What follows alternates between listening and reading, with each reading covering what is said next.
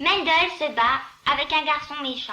Un jour, en marchant dans la rue, Mendel rencontra son nouveau voisin. « Bonjour », dit le nouveau voisin. « Mais qu'est-ce que tu as sur la tête?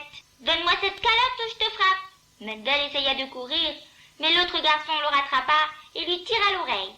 Mendel tenait sa kippa en tremblant de peur. « Espèce de petit voyou, donne-moi ce chapeau, j'ai dit que je le veux. » Marcher 4 amotes sans kippa, c'est un sourd, c'est interdit. Alors Mendel tenait sa kippa de tout son cœur et de toutes ses forces. Le garçon se mit en colère. Il donna à Mendel un coup de poing dans l'œil. Mendel cria et se mit à pleurer. Finalement, le méchant s'arrêta parce que Mendel tenait trop fort sa kippa. La figure de Mendel était toute gonflée et il avait un œil tout noir. Mais il partit avec la tête et la kippa bien haute. Quand Mendel rentra à la maison, sa maman s'écria « Que s'est-il passé? Je ne t'ai jamais vu dans un état pareil. Regarde-toi un peu. Avec qui est-ce que tu t'es battu ?» Mendel pleurait très fort. « Ces nouveaux garçons, ce méchant. Il croyait que ma kippa passait pour jouer. Il me l'a demandé. Il a dit qu'il va me frapper si je ne lui donne pas. Mais je ne lui ai pas donné. Et à la fin, j'ai gagné. Il m'a frappé, mais il n'a pas eu ma kippa.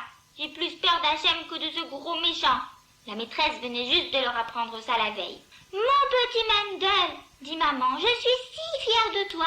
Tu as fait exactement ce qu'un yid qui a de la émouna doit faire. Tu as fait ton devoir. » La maman s'assit et elle fit venir Mendel tout près d'elle. Un yid n'abandonne jamais quand on veut l'empêcher de faire les mitzvot.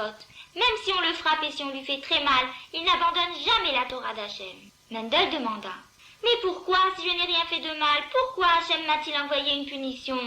Maman réfléchit un peu, puis elle répondit « Une partie de la émouna, c'est d'accepter ce qu'Hachem nous envoie et d'être content, parce qu'il sait mieux que tout le monde ce qui est bien pour nous, pour qu'on devienne de meilleurs guides. Si on ne comprend pas, ce n'est pas grave.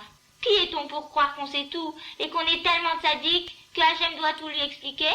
Maman prit Mendel dans ses bras et elle l'embrassa très fort. Et Mendel, il se sentait si content dans son cœur.